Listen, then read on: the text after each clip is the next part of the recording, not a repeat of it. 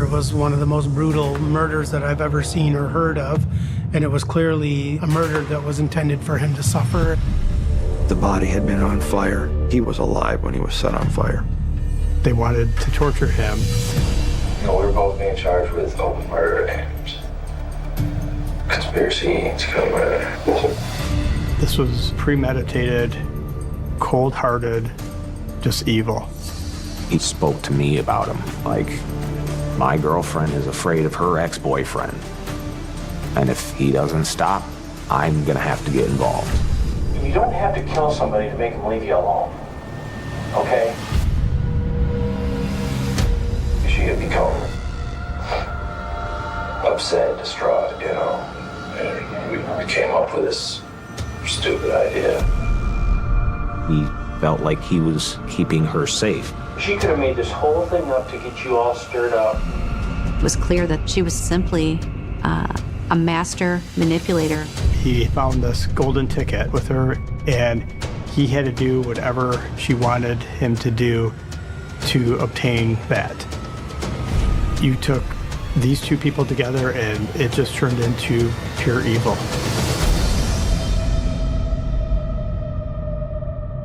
November 14th, 2009, South Haven, Michigan. It's just after noon when authorities receive a 911 call from a concerned resident about a car fire in a forest clearing. He lived in the area outside of town, very close to Lake Michigan, but a little bit outside of the city. It was a pretty rural area.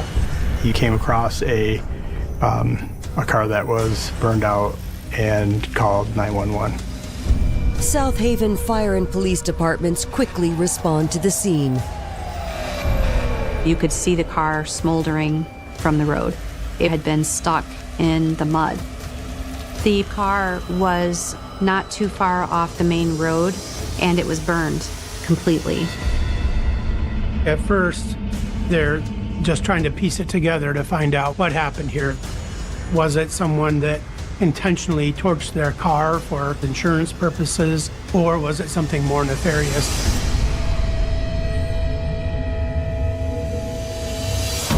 The fire investigators for South Haven Fire began to walk around the area to see if they could discover any evidence of a crime. One of the fire investigators, approximately 100 yards from the vehicle, came across a burned body underneath a tree.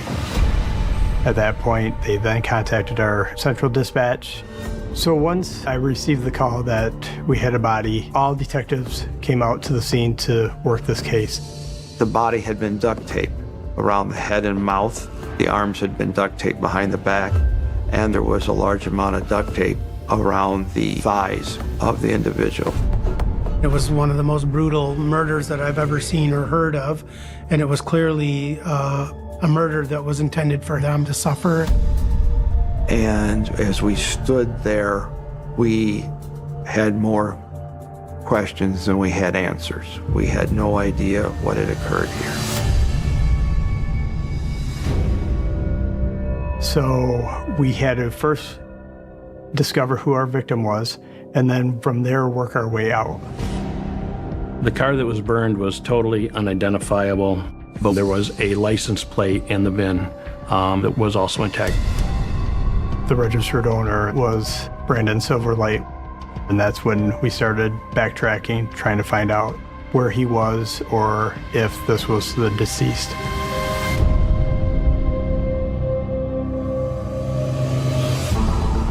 Authorities head to Brandon's registered address, where they're met by his wife, Jennifer. We told her that we had a burned car, and we were trying to find out or ascertain where Brandon might be.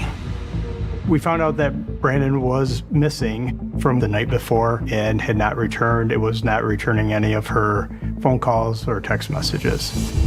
We start with, when's the last time you saw him? Did he leave the home? What was his plans for the evening? What were you told by him? And that was the opening of our discussion.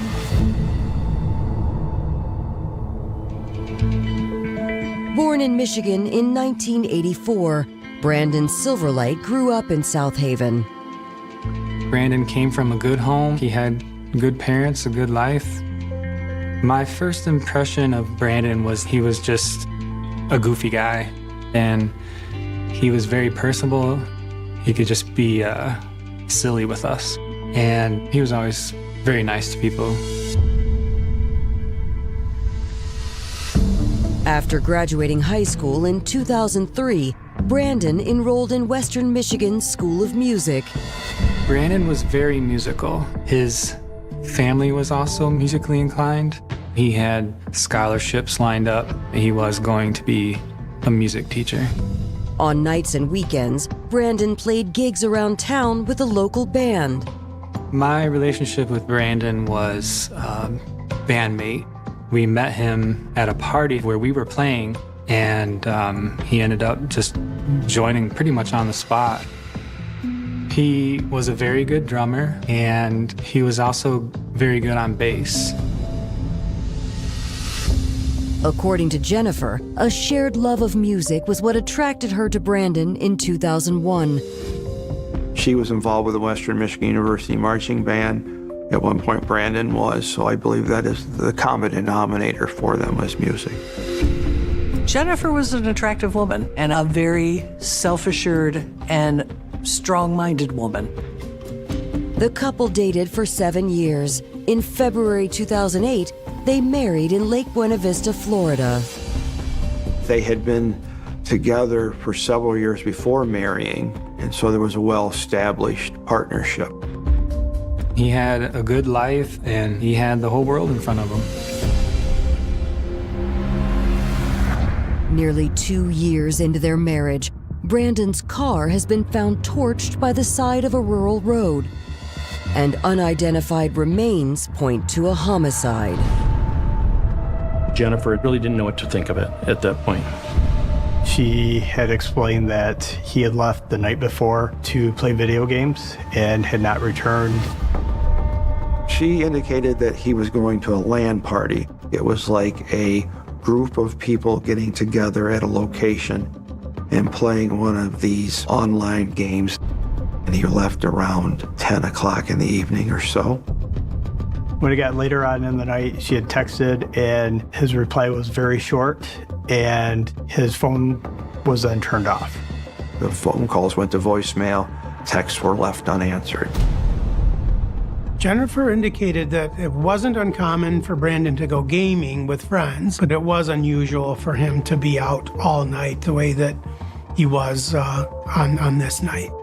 Jennifer says instead of letting her worries get the best of her, she convinced herself that maybe Brandon didn't come home for another reason.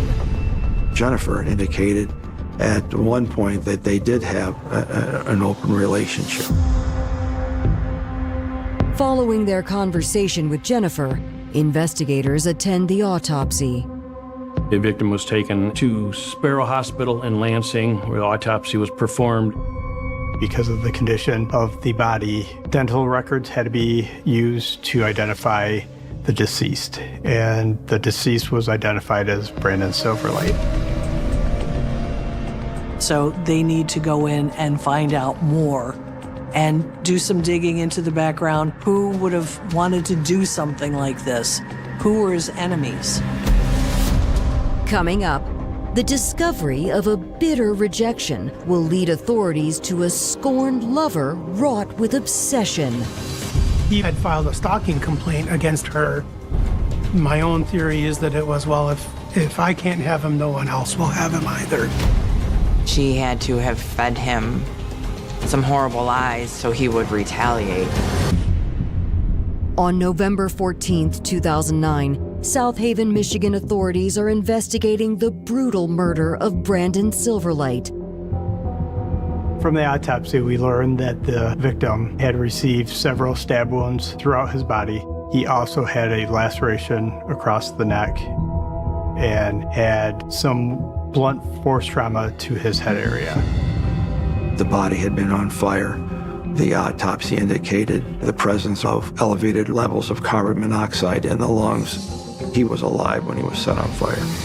It looked like someone had drugged Brandon about 100 yards underneath a tree, tortured him, stabbed him several times, and then that's when they set him on fire.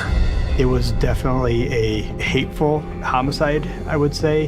The person that was involved in this was definitely out to hurt this person and make them suffer. You begin from the inside and work your way to the outside, because usually the closest people are either involved in a crime like this or they have information on who might have done it.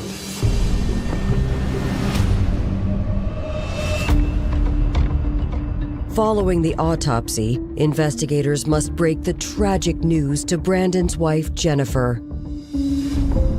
When we informed her that Brandon was deceased, she was very distraught. She was in shock and she was very upset.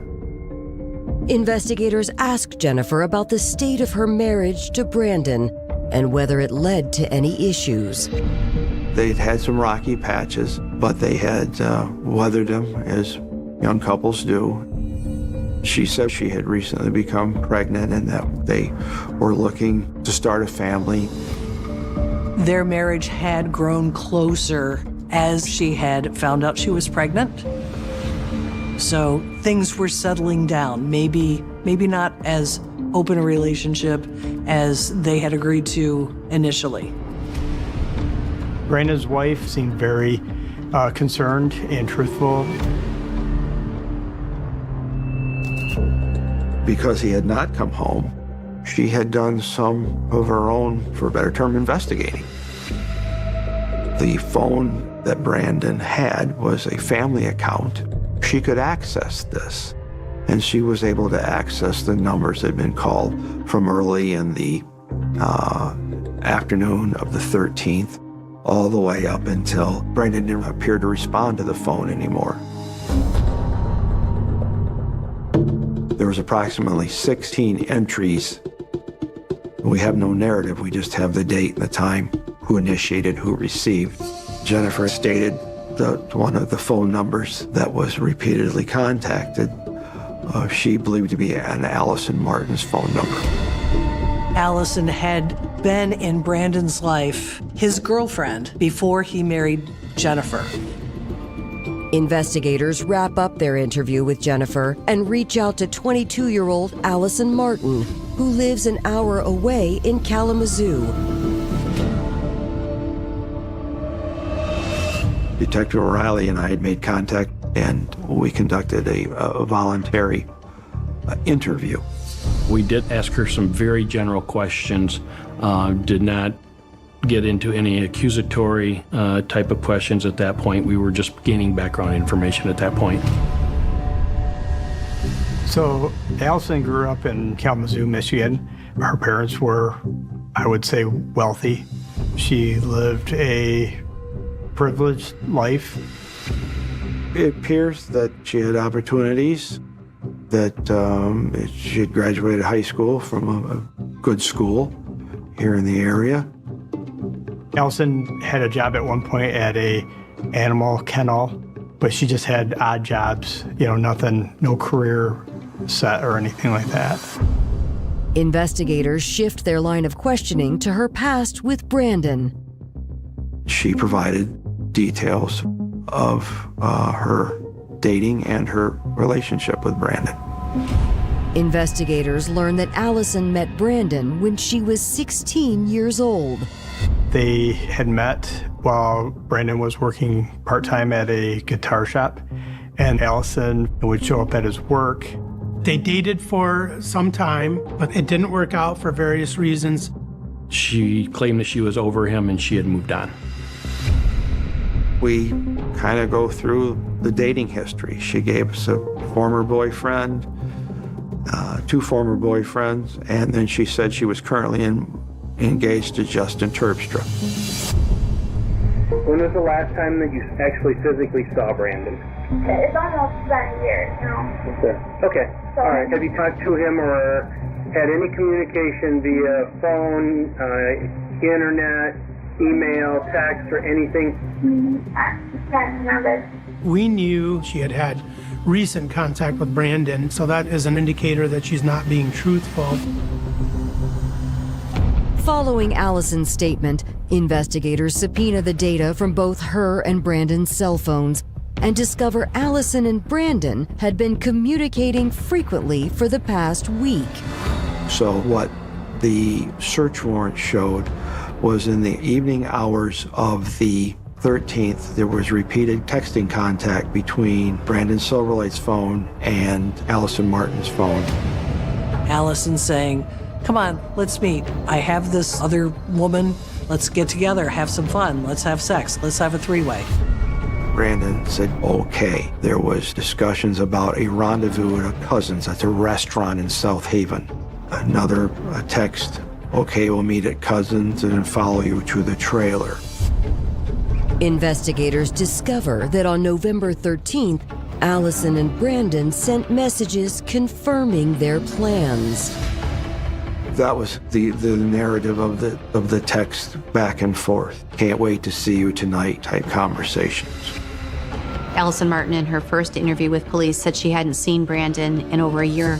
In an investigation such as this, when we find clear evidence that someone is lying, that's a strong indication they're trying to cover something else up. In the days following the brutal murder of 24-year-old Brandon Silverlight, investigators in South Haven, Michigan, have discovered that he made plans to meet his ex-girlfriend, 22-year-old Allison Martin, on the night he disappeared. At this point, we decide that we're going to go confront Allison. Hey, Allison, how are you? Can we talk to you for a couple minutes? Yeah. We wanted to go back over a couple other things with you, and I got a little confused when we talked the other night, and I had asked you when the last time you'd actually seen him, and then the last time you had any kind of contact with him whatsoever.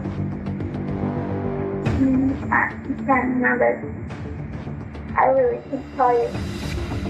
At which point, Detective O'Reilly confronted her with the fact that we had the site towers, that her phone was in South Haven, she was in South Haven, and that we had the narrative in text.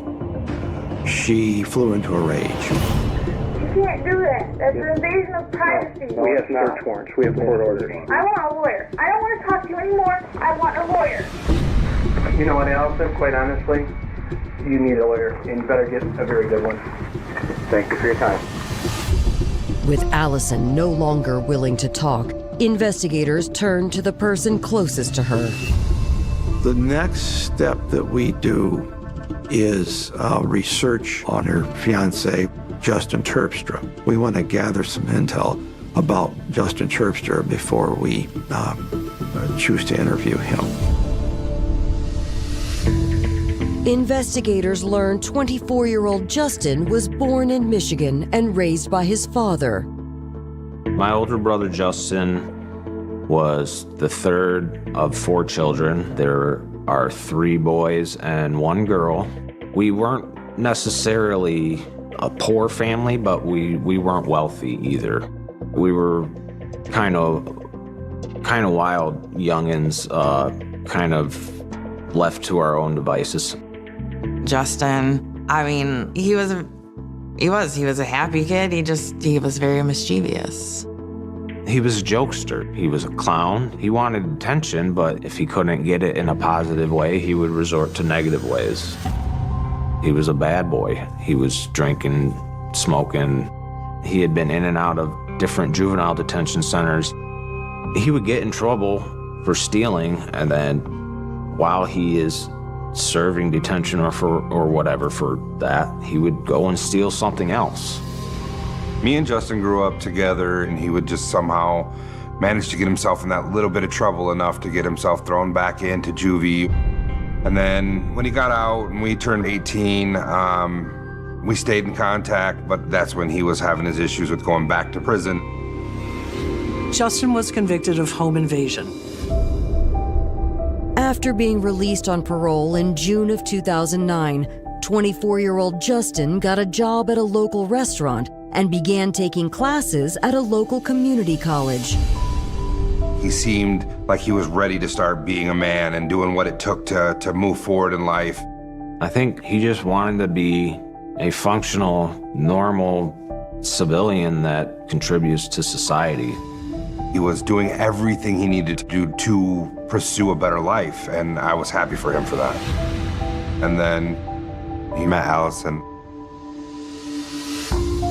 Their meet cute was at the Crow's Nest, which was the coffee shop across the street from the house he was living at. He had a mutual friend that introduced them. He literally only knew her for like a week before he moved in with her.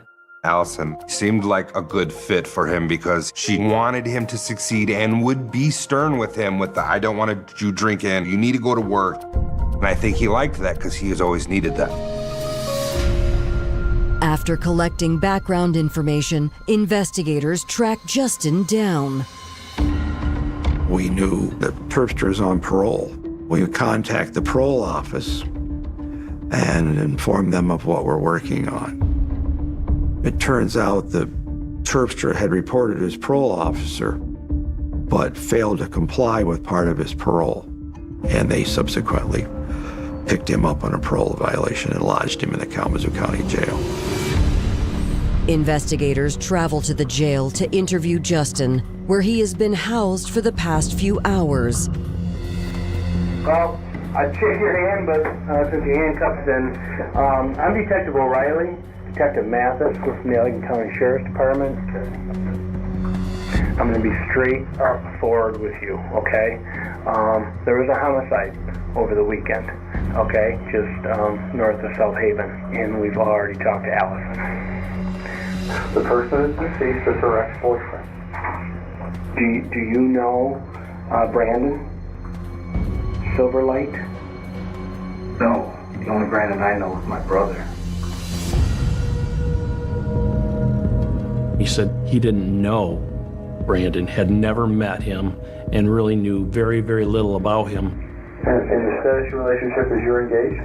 Yes. We're actually planning on getting our marriage license pretty soon. You're not involved? No. You got a good girl that you think loves you, and then you find out that maybe she does love you, but she may have feelings for somebody else. It's logical to think that. Another logical thing could be that she takes off, you're not really sure where she's going, so you follow her and catch her in the act. Maybe you went to kick his ass or something, and things got out of hand, correct? In my mind, it just seems so out the wall ridiculous. According to Justin, he was at Allison's home in Kalamazoo on the night of the murder. We have not done your cell phone yet. We're going to do your cell phone. If you're lying to us, you're going to go to prison for the rest of your life. That's simple, okay? As the interview continues, investigators notice Justin has some injuries on his arm. Okay, what you got over here? Burns here. Those are burns? Did you report that at all? Well, I mean, it was a grease burn from the fryers. You go back to your cell, go back to your bunk, and you rest well. The fact that he was burned was clearly suspicious and more than likely indicated that he had in fact been involved with the murder of Brandon Silverlight. Coming up, stories begin to shift as a betrayal comes to light. Basically, she said something along the lines that, doesn't it hurt when someone else has control over you? I really think he felt like he was keeping her safe.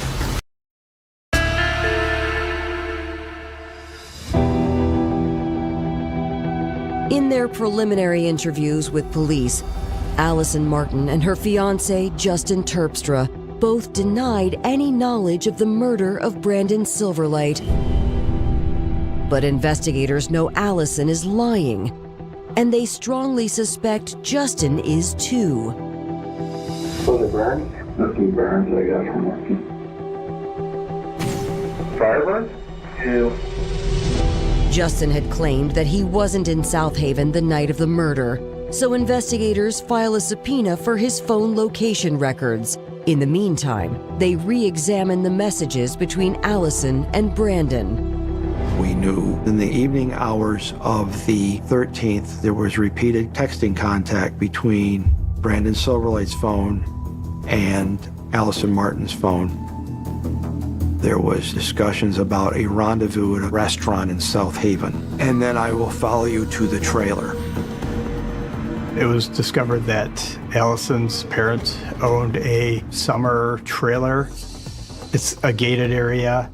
The trailer that Martin's owned was less than a half a mile from the burnt card and the body recovery. My raw reaction was, holy crap, we gotta go there right now. With a search warrant at the trailer, we did enter the trailer, and there was no indication that there was any type of scuffle in the trailer. But the steps to the mobile home were askew.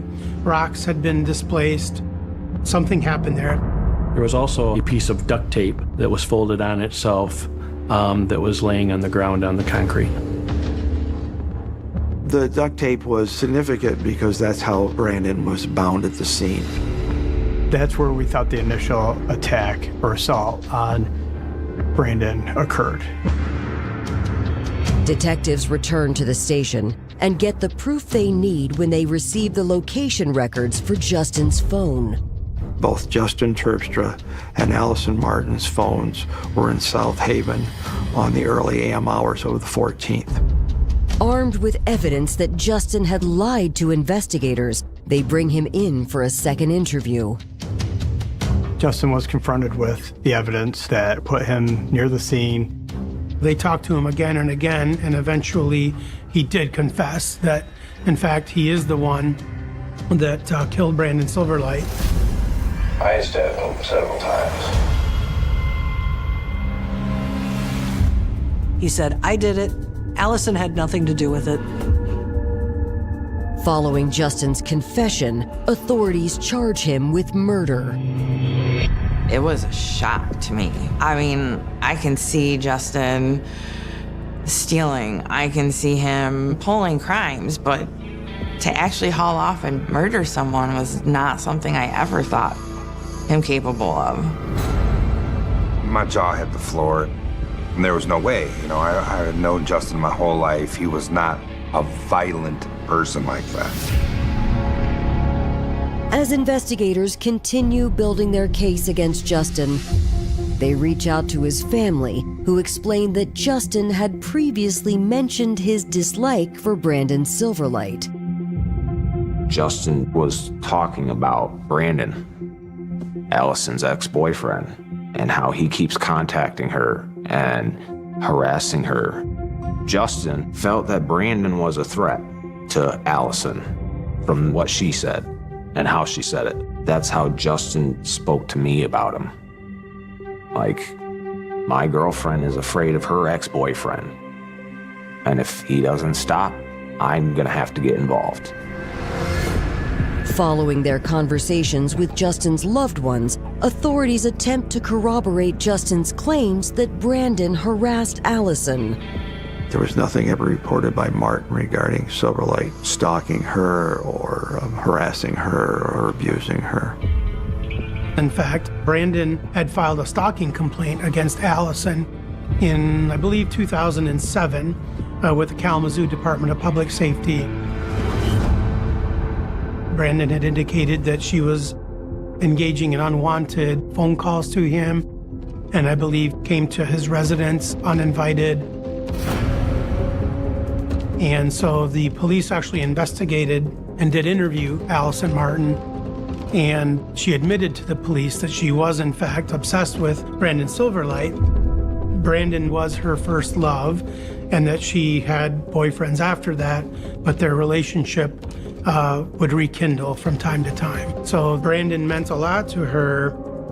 We knew Allison was lying and not being fully truthful with Justin. At that point, the law enforcement team believed the motive for this crime was based on Allison Martin, on her not being able to have Brandon the way she wanted. And if she couldn't, no one would. In Allegan County, Michigan, authorities have charged Justin Terpstra with the murder of Brandon Silverlight. But they believe his fiancée, Allison Martin, played a larger role than he admitted. Allison Martin still was maintaining she was not the responsible party for this, so they needed more evidence. Then, 20 days into the case, a local resident named Sean West contacts investigators with damning information about Allison. Sean West was a friend of Terpstra's and Martin's. Sean West said that during Thanksgiving dinner, he asked Allison what happened because he was hearing things and he knew that Allison and Brandon had been an item. Sean West said that Allison confessed to him. And she told him, I stabbed him first. She wanted him to experience pain, and she had made a reference to that it felt like stabbing chicken. Justin had been arrested, and Allison Martin had told Sean West to relay a message to Justin Terpstra to take the fall if he talked to him again. So that was very key information. Investigators immediately issue a warrant for Allison Martin's arrest. On December 7th, she turns herself in. Her attorney contacted the prosecutor's office, but she didn't make any statements to us. Without Allison's cooperation, investigators interview Justin for a third time, hopeful that he'll flip on his fiancée. So she has been charged. She's been charged. What has she been charged with? She's been charged with open murder and conspiracy to commit murder.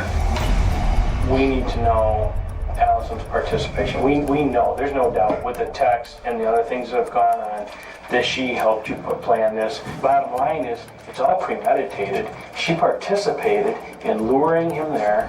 Allison Martin had invited or promised Brandon Silverlight a sexual three-way with herself and another unnamed girl. So let's talk about the text. Those came from Allison, right? Yes. Thank you.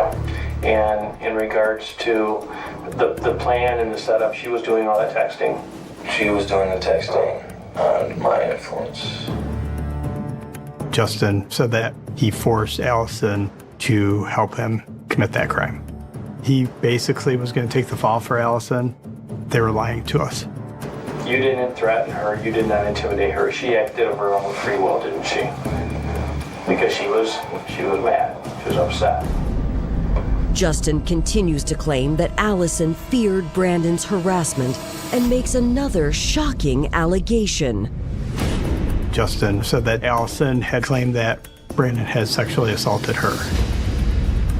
And we talk about our past, so that we can try to avoid bringing that into our relationship. This is that, the guy that I told you about. I told her basically ignore it or tell him, buzz off, whatever. But they continue talking. Allison and Brandon did have communication with each other, even after he filed the stalking report. She had become upset, distraught, You don't have to kill somebody to make them leave you alone, okay?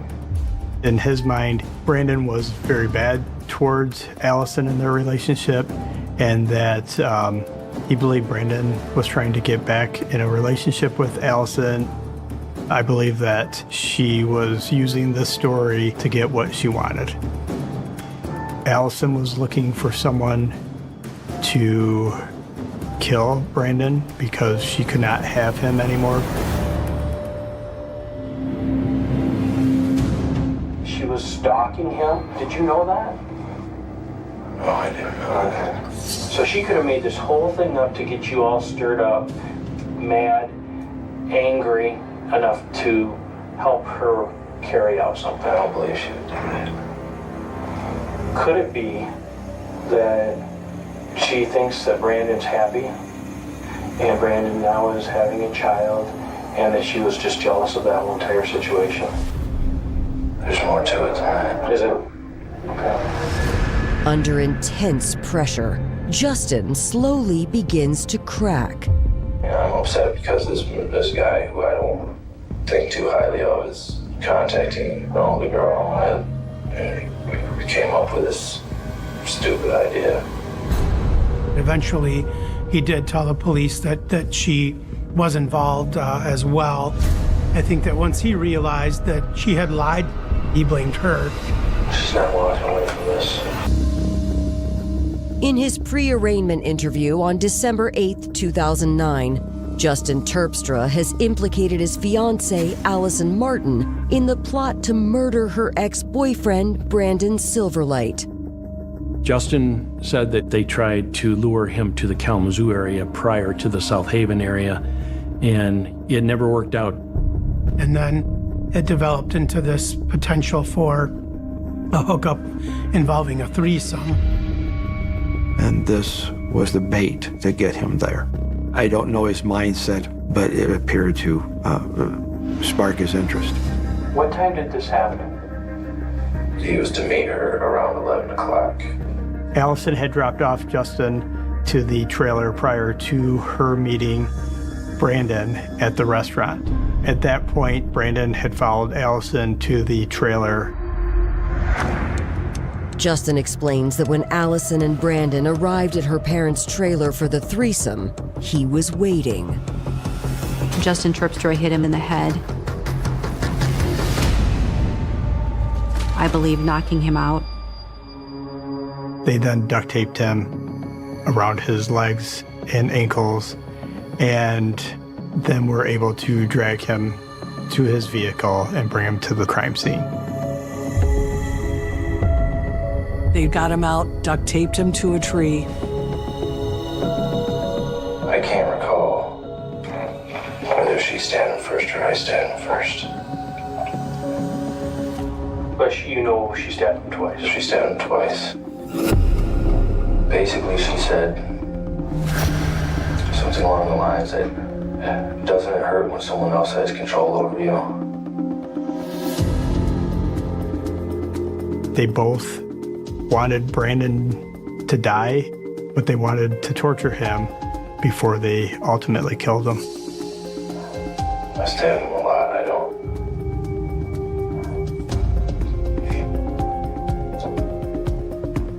know. How many times? 20, 30 times. I don't know.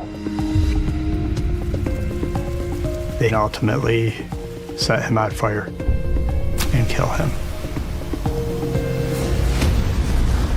They tried to cover up the crime by burning his car. This was premeditated, cold-hearted, just evil. The motive was Allison's revenge. She was obsessed with Brandon Silverlight. She was upset that he had found another person. My own theory is that it was, well, if I can't have him, no one else will have him either. It was probably one of the most heinous, just most disregard for human life that I've ever seen in my 30 years. It's just, it's almost too cruel to think about. I absolutely feel bad for his family having to go through this. Nobody deserves this. Allison Martin and Justin Terpstra are tried separately in the fall of 2010. At Allison's trial, prosecutors present evidence that Brandon's ex remained fixated on him after their breakup. She had no prior criminal history, but she did have a history of numerous boyfriends and unusual behavior, obsessive type behavior. She tried to manipulate prior boyfriends into beating up Brandon, but that didn't work because they didn't believe the lies that she told. Unfortunately, Justin Terpstra did. I believe that she had to have fed him some horrible lies to make him believe that Brandon would have done horrible things to her, so he would retaliate. I really think he believed that Brandon was a very bad person. He felt like he was keeping her safe. It was clear that Allison Martin, I don't know how else to say it, is simply a master manipulator. During their trials, they both pointed the finger at each other. You know, Justin's attorney argued that it was all Allison. Allison and her attorney argued that it was all Justin. The evidence was very clear that Justin and Allison lured Brandon to that remote location with the specific intent to murder him. Both were convicted of murder one, which in the state of Michigan is automatic life in prison with no chance of parole.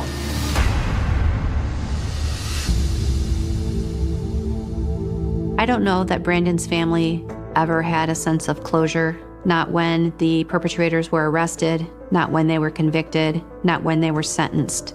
Because I think for Brandon's family, for them, this is a life sentence. It broke my heart to have a brother who could do something like that. It does make me sad, but at the same time, you made your bed. So he needs to lie in it. I think Allison manipulated Justin, and Justin, coming from a broken home, found this golden ticket with Allison and her family, and he had to do whatever she wanted him to do to obtain that. You took these two people together and it just turned into pure evil. Brandon didn't deserve anything like this. He should still be here with his family, watching his child grow up. It's tragic for his family, for his wife, and for everybody that knew him. A walk that should have been safe, there are moments in life that feel so ordinary, so routine, that they pass without a second thought. Moments that exist quietly within the rhythm of daily living, where nothing appears out of place and nothing suggests that anything could go wrong. And it is within these moments that a sense of safety is formed, not because danger has been carefully evaluated and dismissed, but because it has never presented itself in a way that demands attention. And for Jill Marr, one such moment began on a night in 2012 in Melbourne, a city known for its activity, its movement, and its sense of normalcy, where people move through streets, through neighborhoods, through the spaces that connect one part of their lives to another, often without hesitation, often without fear. And on that night, nothing about her actions stood apart from this pattern. Nothing suggested that she was stepping into a situation that would later be examined, analyzed, and remembered far beyond the boundaries of that single evening. Because what she did was something countless others had done before and would continue to do after. She walked home. And it is precisely this simplicity, this absence of anything unusual, that gives the case its enduring weight, because it forces a confrontation with an uncomfortable reality. That danger does not always announce itself, that it does not always exist in places that are clearly marked or easily avoided, but can instead emerge within the very routines that are assumed to be safe. And as she moved through the urban environment of Melbourne, there were no visible signs of threat, no indication that the space she occupied had shifted from ordinary to dangerous. And yet, within that same space, within that same sequence of movement, something changed. Something occurred that would transform a routine walk into a moment of irreversible consequence. And this transformation did not unfold gradually. It did not build in a way that allowed for recognition or response, but instead occurred with a suddenness that defines many acts of violence, where the transition from safety to danger is not perceived until it has already taken place. And it is this suddenness that complicates understanding, because it leaves behind a sequence that is difficult to fully process. A sequence where cause and effect exist in close proximity, where the time between them is so brief that it resists detailed reconstruction.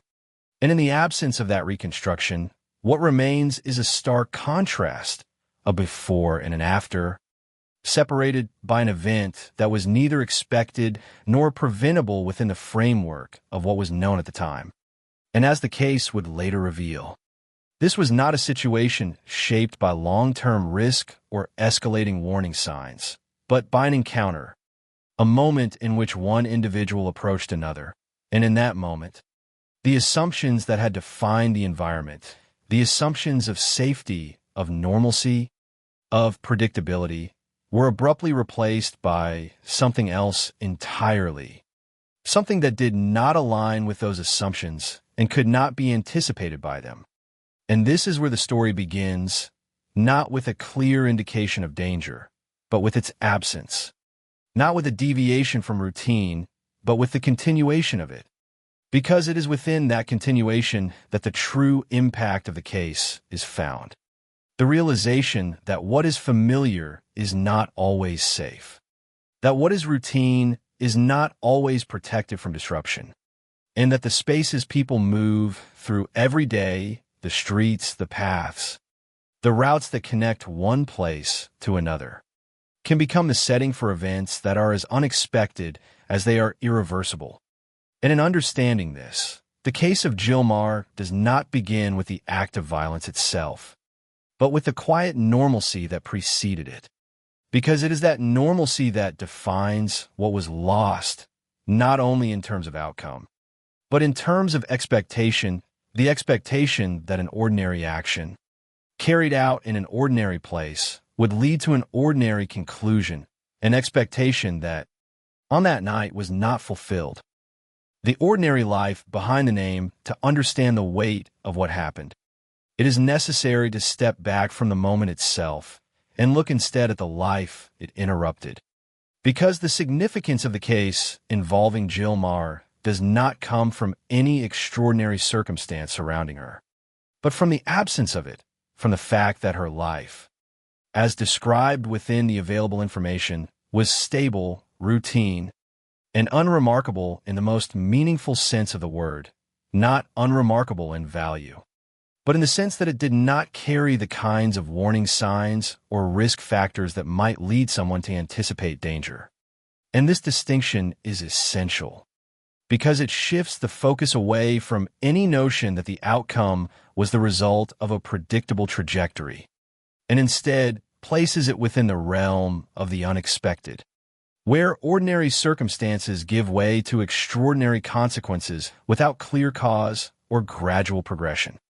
And within this context, her identity becomes central, not as a collection of dramatic details, but as a representation of normalcy itself.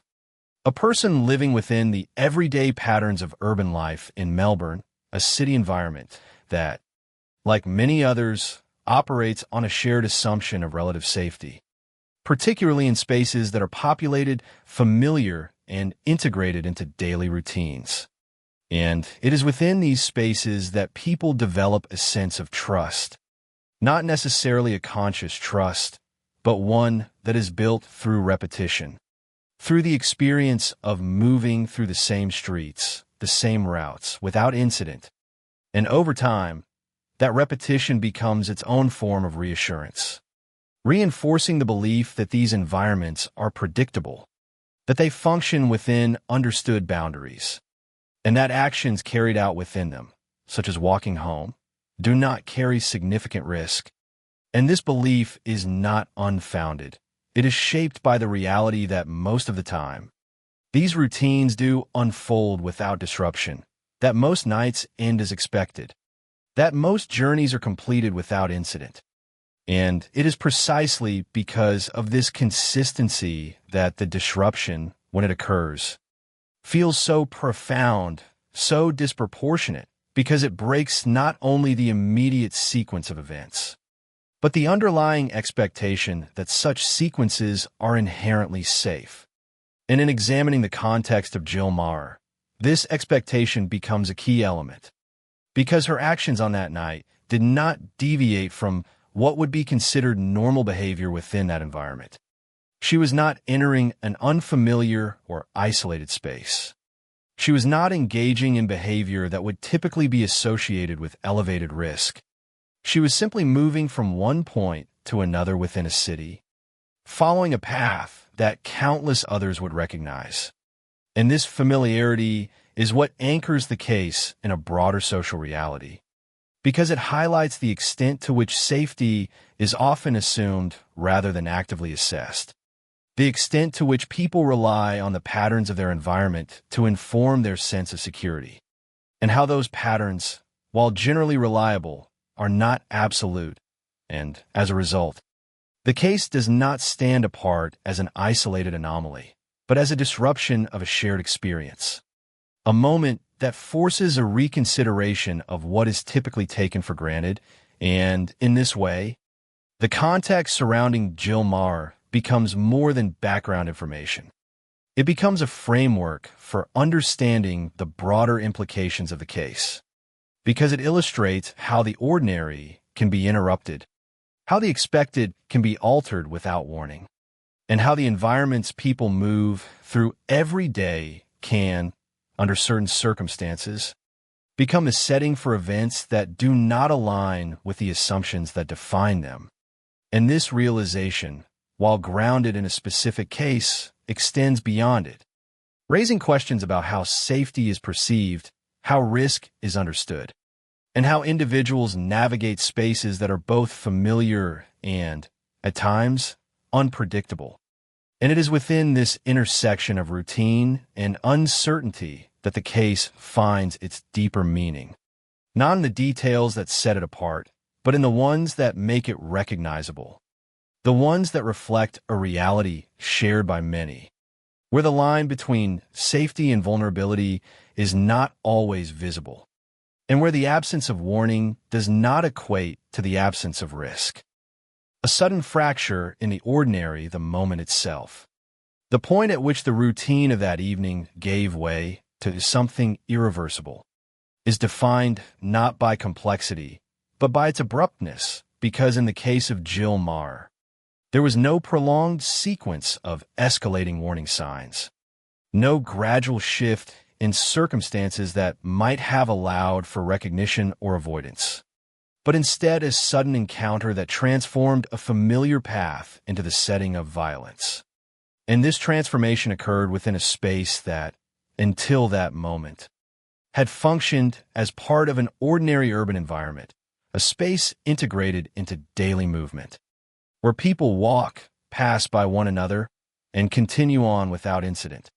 And it is precisely this context that makes the incident so difficult to reconcile, because it did not take place in isolation, nor in a setting defined by obvious danger, but within the framework of normal activity where the presence of others, the structure of the city, and the routine nature of movement all contribute to a sense of predictability, and yet, within that same framework, an individual approached her, and that approach, which in many situations would carry no consequence, became the turning point.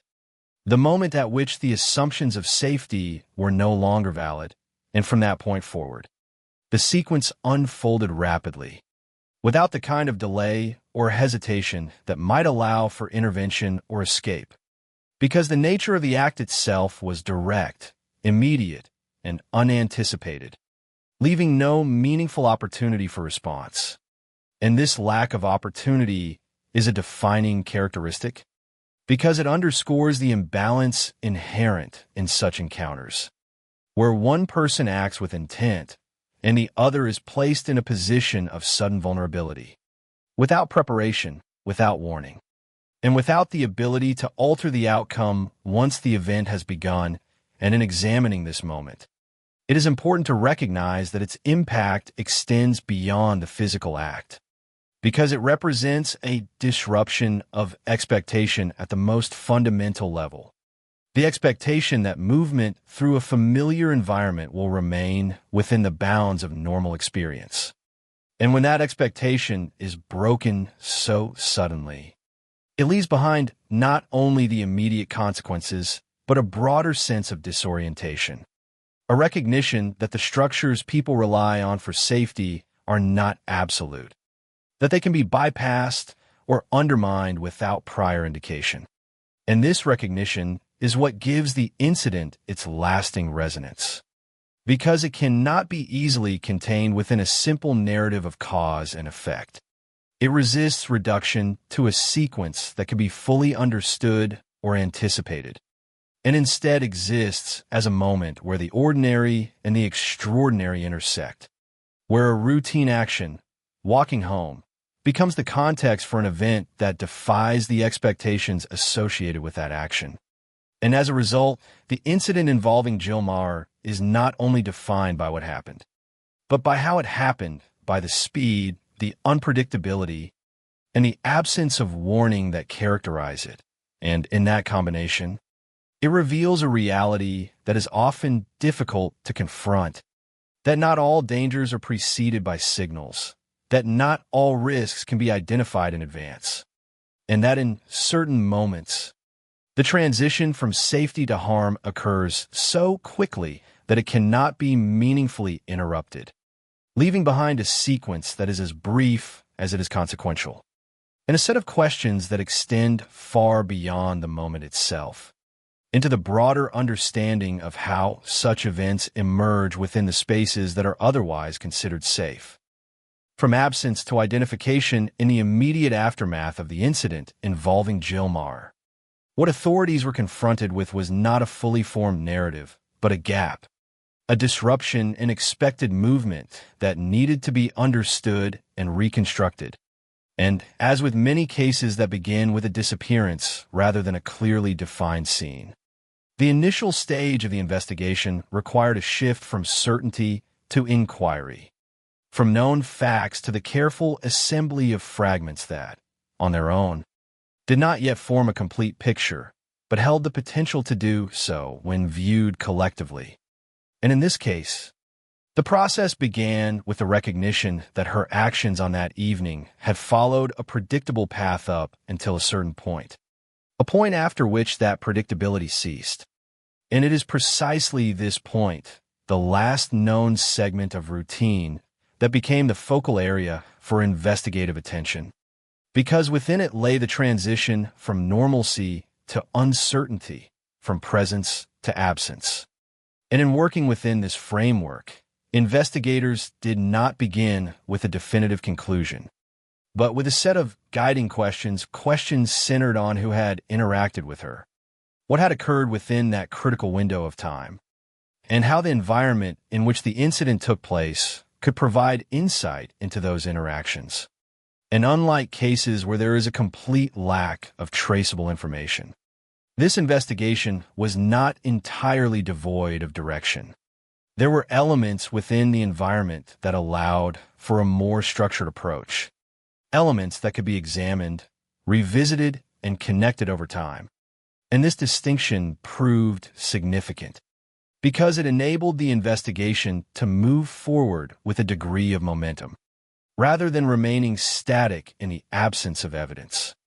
And as attention narrowed to the immediate surroundings of the incident, the focus became increasingly specific, moving from broad uncertainty toward targeted inquiry. And it was within this narrowing process that a critical development emerged: the identification of a person who had approached her during that final segment of her journey.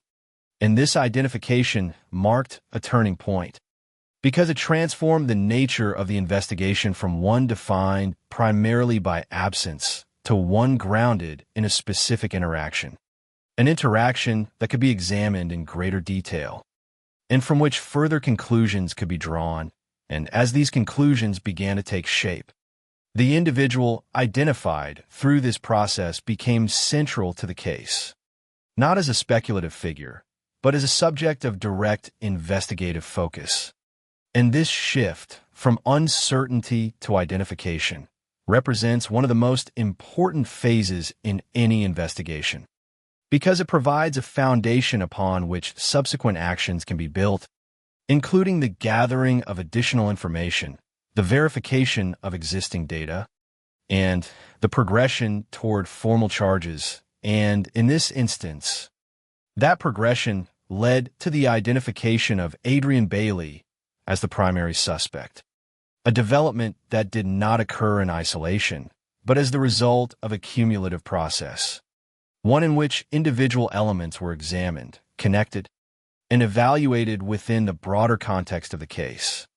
And this cumulative nature is important to emphasize because it underscores the fact that investigations are not driven by singular moments of discovery, but by the gradual alignment of multiple pieces of information, each contributing to a clearer understanding of what occurred. And once this alignment reached a sufficient level of coherence, the investigation entered its next phase, the transition from identification to action, where the focus shifted from understanding the event to holding the responsible individual accountable for it.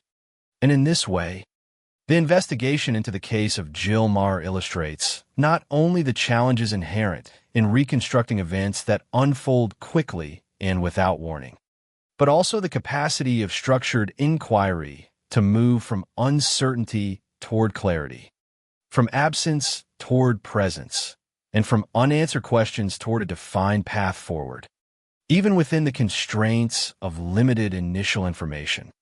And it is within this progression that the case begins to take on a different form, no longer defined solely by what is unknown, but increasingly shaped by what can be established, what can be demonstrated, and what can ultimately be presented within the framework of the legal process.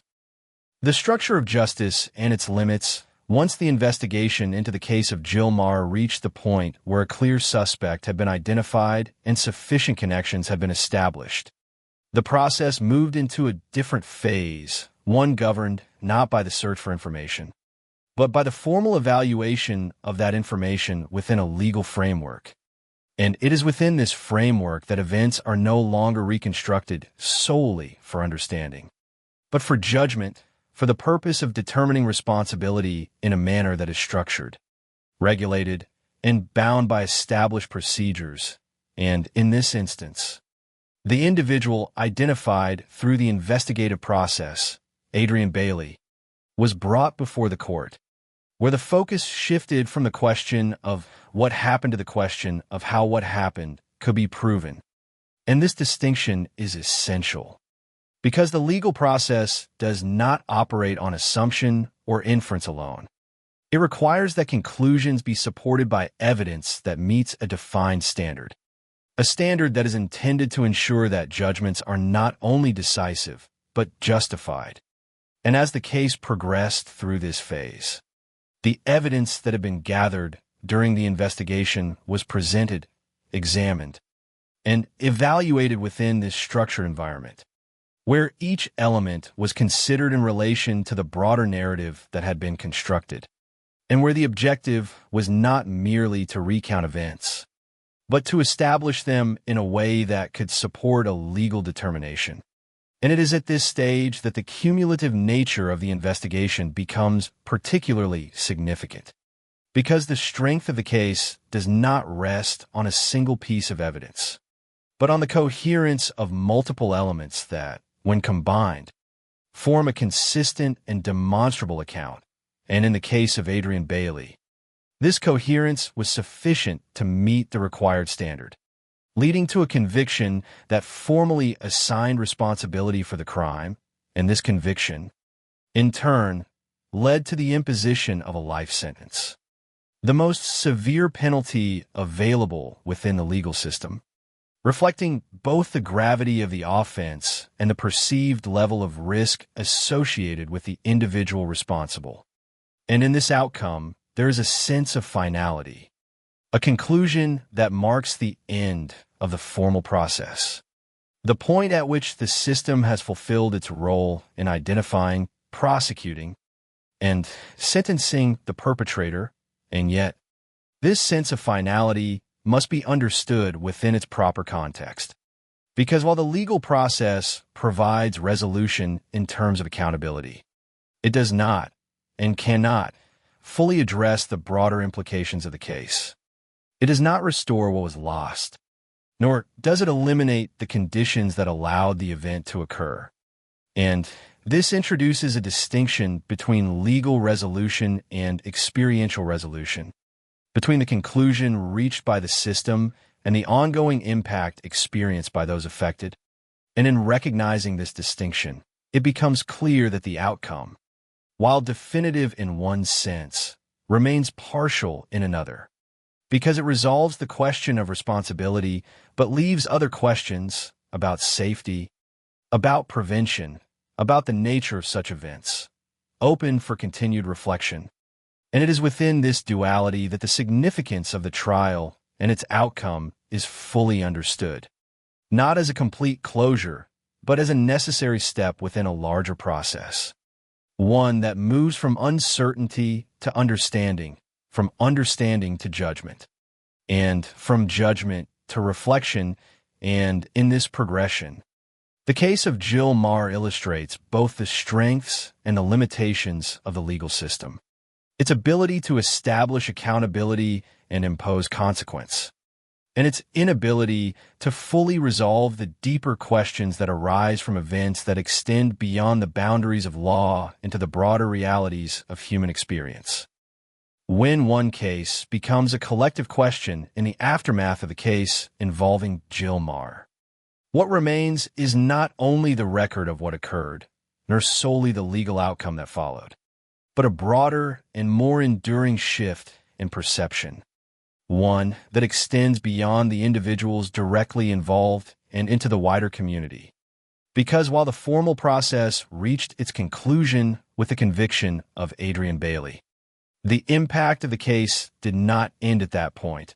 It continued, unfolding in conversations, in reflections, and in a growing awareness of the vulnerabilities that can exist within even the most familiar environments.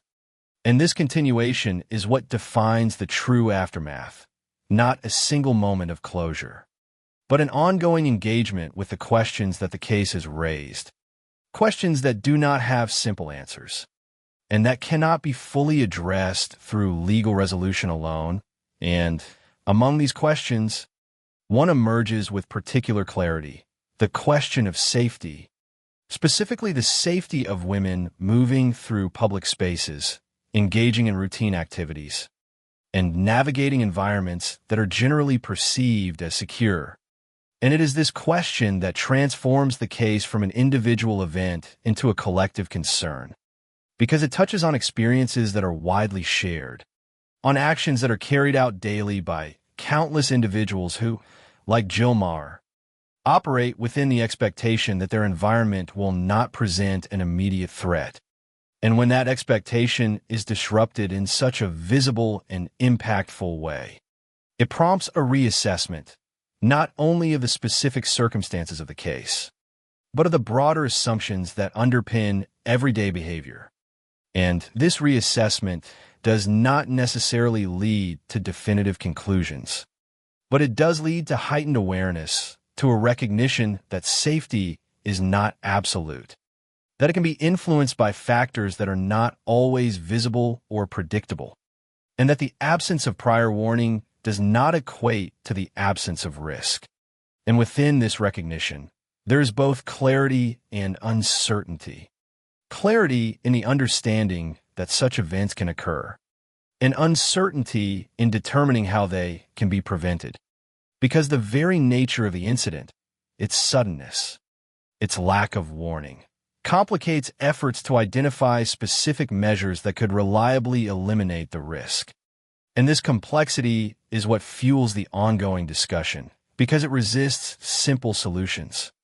It challenges the idea that responsibility can be easily assigned or that safety can be fully guaranteed through individual or systemic action alone. And instead, it highlights the need for a more nuanced approach, one that acknowledges the limitations of both personal precaution and structural intervention, and that seeks to balance awareness with practicality, caution with the ability to maintain normalcy in daily life.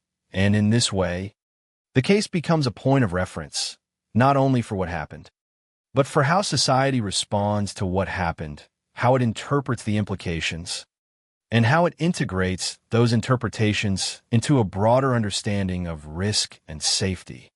And yet, even as these discussions evolve, the core of the case remains unchanged. The fact that an ordinary action carried out in an ordinary place led to an extraordinary outcome. And it is this contrast that continues to resonate. because it underscores the unpredictability that can exist within otherwise stable environments, and the difficulty of reconciling that unpredictability with the desire for security and control. And ultimately, the aftermath of the case of Jill Meagher is defined not by a single conclusion, but by a series of ongoing reflections. Reflections that extend beyond the specifics of the event and into the broader realities of how people live, move, and interact within shared spaces, and how they continue to do so in the presence of knowledge that, while necessary, does not always provide clear answers, but instead reinforces the importance of awareness, of vigilance, and of a continued commitment to understanding the conditions under which safety can be both maintained and, at times, unexpectedly disrupted. When familiar spaces conceal uncertainty in a continuing reflection on the case of Jill Meagher, one of the most persistent themes that emerges is the fragile nature of perceived safety, particularly within environments that are widely considered secure, because the incident did not occur in isolation, nor in a setting traditionally associated with heightened risk, but within an urban space, a space defined by activity, visibility, and the presence of others. And it is precisely this setting that complicates the understanding of what happened, because it challenges the assumption that familiarity and population density inherently provide protection, and instead reveals that these factors, while often associated with safety, are not absolute safeguards. And this realization introduces a subtle but significant shift in perspective, one that does not negate the value of familiar environments, but does call attention to their limitations, to the fact that the structures and patterns that create a sense of security can coexist with moments of unpredictability, moments that do not align with the expectations those structures are meant to reinforce. And in examining this dynamic, it becomes clear that safety, as it is commonly experienced, is not solely a function of objective conditions, but also of perception, of the way individuals interpret their surroundings based on past experience, social norms, and the absence of prior incidents. And over time, this perception becomes ingrained, forming a baseline expectation that guides behavior, that influences decisions such as walking alone at night, and that shapes the way people move through their environment without constant evaluation of risk. And in most cases, this expectation is validated, because the majority of such actions do not result in harm. And this consistency reinforces the belief that the environment is predictable, that it operates within understood parameters, and that deviations from those parameters are rare. And yet, it is precisely because of this consistency that the rare deviation carries such weight, because it disrupts not only the immediate situation, but the broader framework of understanding that supports it. And in the case of Jill Meagher, this disruption is particularly pronounced because it occurs without warning, without a visible breakdown in the environment itself, and without a preceding sequence that would allow for anticipation. And this absence of warning is what makes the illusion of safety so difficult to navigate, because it suggests that the indicators people rely on to assess risk are not always sufficient, that the absence of visible danger does not guarantee actual safety, and that the line between the two can, at times, be indistinct. And this indistinctness creates a tension between the need to maintain a sense of normalcy and the recognition that such normalcy is not immune to disruption. And managing this tension becomes a central challenge, both on an individual level and within the broader community, because it requires balancing awareness with practicality, acknowledging risk without allowing it to dominate everyday life. And in this balance, there is no simple resolution, no definitive approach that eliminates uncertainty entirely, but rather an ongoing process of adaptation, of reassessing how safety is understood and how it is integrated into daily behavior. And this process is shaped not only by the specifics of the case, but by its symbolic significance, by the way it represents a broader reality in which the familiar can, under certain circumstances, become unpredictable. And in reflecting on this, the case of Jill Maher serves as a reminder that safety is not a static condition, but a dynamic one, influenced by a range of factors that are not always visible or controllable. And that understanding this dynamic is essential, not as a means of eliminating risk entirely, but as a way of engaging with it more consciously, more critically, and with a clearer awareness of the limits of what can be anticipated in environments that, while familiar, are never entirely free from uncertainty. How timing and circumstance shape outcomes in examining the case of Jill Maher beyond its immediate facts. Another dimension begins to emerge, one that is less tangible than evidence or procedure, yet deeply influential in how events unfold. The role of chance, of timing, of the subtle alignment of circumstances that, while individually unremarkable, collectively determine the trajectory of a moment.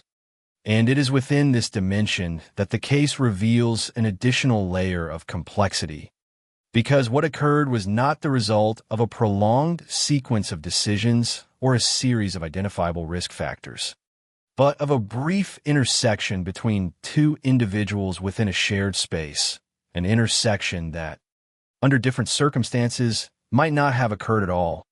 And this realization does not alter the responsibility of the individual who committed the act, but it does highlight the contingent nature of the situation, the extent to which timing and location can influence outcomes in ways that are not always predictable or controllable.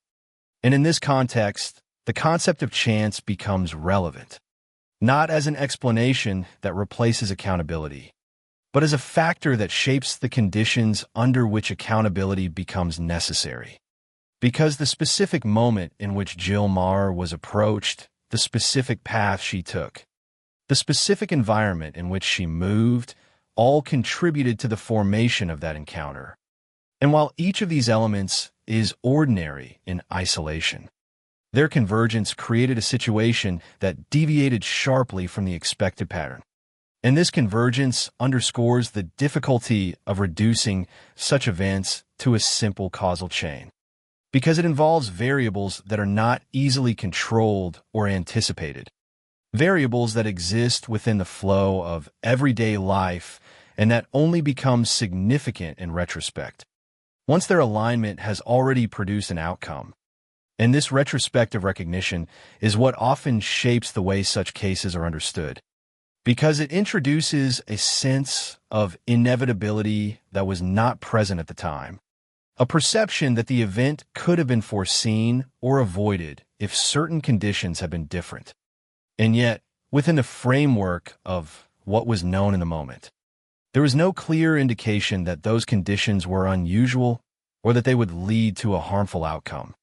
And this gap between hindsight and real-time perception is a critical aspect of the case, because it highlights the limitations of predictive awareness, the fact that people operate based on the information available to them at the time, and that this information, while sufficient for navigating most situations, does not always account for the rare instances in which those situations change abruptly. And in acknowledging this, the role of chance becomes less about randomness in a general sense and more about the specific alignment of factors that, while individually benign, collectively produce a result that is anything but. And this understanding does not provide comfort, nor does it offer a clear strategy for prevention, but it does contribute to a more nuanced view of how such events occur, one that recognizes the interplay between individual action and situational context, between deliberate intent and incidental circumstance. And in this interplay, the case of Jill Maher takes on a broader significance, not only as an instance of criminal behavior, but as an example of how outcomes can be shaped by factors that extend beyond direct control, and how the unpredictability inherent in these factors complicates efforts to fully understand or anticipate similar events in the future. And ultimately, this dimension of the case serves as a reminder that while systems can respond, investigate, and assign responsibility after the fact, the conditions that give rise to such events are not always fully within the scope of those systems to prevent in advance. And that within the ordinary flow of life, there exist moments where timing and circumstance intersect in ways that defy expectation, leaving behind outcomes that are as difficult to predict as they are to comprehend. When a private tragedy becomes a collective shock in the days and weeks following the case of Gilmar, the impact of what had occurred extended far beyond the immediate facts of the incident, moving outward into the broader community and transforming a single event into a shared point of reflection. And it is within this expansion that the case began to take on a different dimension, no longer confined to the specifics of one individual's experience, but becoming part of a larger social consciousness, where the reactions of others, those who had never met her, who were not directly connected to the circumstances, began to shape the narrative in ways that reflected collective concern, collective unease, and a collective attempt to understand how such an event could occur within a context that was widely perceived as safe. And this reaction was not driven solely by the severity of the crime, but by the familiarity of the circumstances. Because the actions that preceded the incident, going out, returning home, walking through a city, were not unusual. They were part of a shared experience that many people recognized in their own lives. And it is this recognition that creates a sense of proximity, a feeling that the boundary between what happened to someone else and what could happen to anyone is not as distinct as it might seem. And as this realization took hold, it began to influence the way the case was discussed, interpreted, and remembered, shifting the focus from the individual details to the broader implications. And in doing so, it generated a range of responses, from expressions of grief and sympathy to questions about safety, responsibility, and the nature of risk in public spaces. And these responses, while varied, were connected by a common thread: the need to reconcile the ordinary with the extraordinary, to understand how a routine action could lead to such a severe outcome. And this need is what drives public reaction in cases like this, because it reflects an underlying tension between expectation and reality, between the belief that certain environments are inherently safe and the evidence that, under certain conditions, they are not. And in navigating this tension, the community engages in a process of collective interpretation, where individual perspectives contribute to a broader understanding, even if that understanding remains incomplete. And within this process, certain themes begin to emerge, themes that persist beyond the immediate aftermath and continue to shape the conversation over time. And among these, the issue of women's safety becomes particularly prominent, not as an abstract concept, but as a lived experience that is brought into sharper focus by the case. And as discussions around this issue develop, they often extend beyond the specifics of the incident, encompassing broader questions about how safety is defined, how it is maintained, and how it can be improved. And while these discussions do not always lead to clear or unified conclusions, they do serve an important function. They create space for awareness, for dialogue, and for a more nuanced consideration of the factors that influence how people move through and interact with their environment.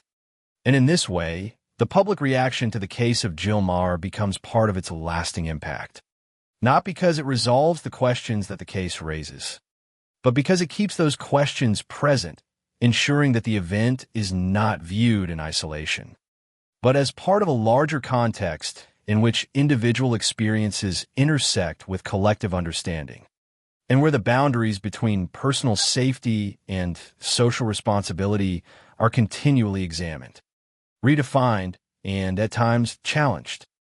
Individual action, social structures, and the limits of blame, as the case of Jill Maher, continued to resonate within public discourse. One of the most persistent and complex issues to emerge was the question of responsibility, not in the narrow legal sense, which had already been addressed through the conviction of Adrian Bailey, but in a broader, more diffuse sense that extended into social, cultural, and individual domains. And it is within this broader framework that the conversation becomes more difficult to navigate, because it involves multiple layers of interpretation, each attempting to make sense of how such an event could occur and what, if anything, could be done to prevent similar occurrences in the future. And at the most immediate level, responsibility is clear. It rests with the individual who committed the act, whose actions directly led to the outcome. And this clarity is essential because it anchors the case in a factual reality that cannot be obscured or reinterpreted. But beyond this point, the concept of responsibility begins to expand, encompassing questions that are less easily resolved, questions about the role of environment, the role of societal expectations, and the role of individual behavior within those contexts. And it is here that the conversation often becomes fragmented, because different perspectives emphasize different aspects of the situation, some focusing on the need for greater personal awareness and precaution, others on the need for systemic changes that enhance safety within public spaces, and still others on the importance of addressing the underlying conditions that contribute to such acts of violence. And while each of these perspectives offers a valid point of consideration, none of them, on their own, provides a complete answer, because the factors involved are interconnected, and isolating one does not eliminate the influence of the others. And this interconnectedness is what makes the issue of responsibility so complex, because it resists simplification. It does not lend itself to a single explanation or a single solution, and instead requires a more nuanced approach, one that acknowledges the multiple dimensions of the problem without attempting to reduce it to a singular cause. In the context of Jill Maher, this means recognizing that while the legal system can and did assign responsibility for the crime itself, the broader implications of the case extend into areas that are not governed by legal standard alone, areas where responsibility is shared, debated, and continuously redefined. And within this ongoing process, there is an inherent tension, a tension between the desire to identify clear points of accountability and the reality that not all contributing factors can be neatly categorized or addressed through direct action. And this tension is further complicated by the emotional weight of the case, which can influence how responsibility is perceived and discussed, sometimes leading to conclusions that are shaped more by reaction than by careful analysis. And it is for this reason that maintaining a balanced perspective is so important, because it ensures that the conversation remains grounded in the facts while still allowing for the exploration of broader questions. And in doing so, it preserves the integrity of the case as both a specific event and a catalyst for wider reflection. And ultimately, the question of responsibility in the case of Jill Maher does not yield a single, definitive answer beyond the legal determination, but instead opens up a space for ongoing consideration, a space in which individuals and communities alike are challenged to think critically about how safety is understood, how it is maintained, and how it can be strengthened in ways that are both realistic and effective, without losing sight of the fundamental truth that responsibility for the act itself remains with the individual who chose to commit it. When awareness cannot eliminate risk, as the discussion surrounding the case of Jill Maher continues to evolve, One of the most challenging realizations to confront is the inherent limitation of prevention itself. The understanding that while awareness, precaution, and systemic measures can reduce risk, they cannot entirely eliminate it. And this realization introduces a layer of complexity that is often difficult to reconcile, because it stands in contrast to a deeply rooted expectation that with enough information and enough vigilance, harm can be avoided, that there exists a set of actions or conditions that, if properly implemented, will ensure safety in all circumstances. And yet, the nature of the incident challenges this expectation, not by invalidating the value of preventive efforts, but by demonstrating that such efforts operate within boundaries. Boundaries defined by unpredictability, by the variability of human behavior, and by the fact that not all threats are visible or identifiable in advance. And in this context, prevention becomes less about guaranteeing safety and more about managing probability, about reducing the likelihood of harm without assuming that it can be reduced to zero. And this distinction is critical because it shifts the focus from absolute control to relative mitigation, from the idea of complete protection to the recognition of inherent vulnerability. And while this shift may appear unsettling, it is also more aligned with the realities of how such events occur, particularly in cases like that of Jill Marr, where the absence of warning signs and the suddenness of the act limit the effectiveness of measures that rely on anticipation. And in examining this limitation, it becomes clear that many of the strategies commonly associated with personal safety, remaining aware of one's surroundings, choosing well-lit routes, avoiding isolated areas, are based on the assumption that risk can be identified and navigated through observation. And while these strategies are valuable and often effective, they're not infallible, because they depend on the presence of indicators that may not always be present. And when those indicators are absent, as they were in this case, the ability to respond proactively is significantly reduced. And this does not suggest that such strategies should be abandoned, but rather that they should be understood within their proper scope, as tools that contribute to safety rather than guarantees that ensure it. And this understanding extends beyond individual behavior to include systemic efforts as well, such as urban planning, law enforcement presence, and public awareness campaigns, all of which play a role in shaping the conditions under which people move through their environment. And yet, like individual strategies, these efforts operate within constraints. They can influence patterns and reduce certain types of risk, but they cannot account for every possible scenario, nor can they fully control the actions of individuals who choose to act outside of those patterns. And it is within this intersection of effort and limitation that the concept of prevention must be situated, not as a definitive solution, but as an ongoing process, one that requires continuous evaluation, adaptation, and a willingness to acknowledge that even the most comprehensive measures cannot entirely remove the possibility of harm. And in reflecting on the case of Jill Marr, this acknowledgement becomes an essential part of understanding its broader implications, because it reinforces the importance of approaching safety with both awareness and realism, recognizing the value of preventive actions while also accepting the limits of what those actions can achieve. And in doing so, it encourages a more balanced perspective, one that does not rely on the illusion of complete control, but instead embraces a more nuanced view of risk, one that is informed by both the possibilities and the constraints that define how safety is experienced in the real world.